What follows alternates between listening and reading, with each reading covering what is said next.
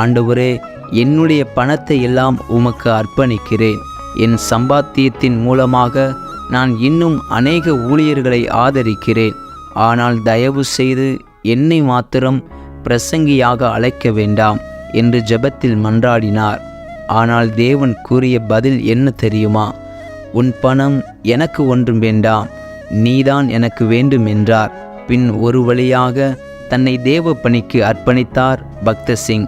இது குறித்து அவர் கூறியதாவது: நம்முடைய தேவன் நம்மை ஏன் தெரிந்து கொள்கிறார் என்பது விளங்காத ஒரு புதிராகவே உள்ளது.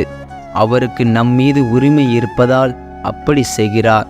நாம் நம்மை முழுவதுமாக அவருக்கு ஒப்பு கொடுத்து அவருக்கு கீழ்ப்படிந்து அவரை பின்பற்றும்போது அவர் நம்மிலும் நம் மூலமாகவும் கிரியை செய்கிற அவருடைய வல்லமையையும் மகிமையையும் அதிகமான அளவில் அறிந்து கொள்வோம் என்றார்.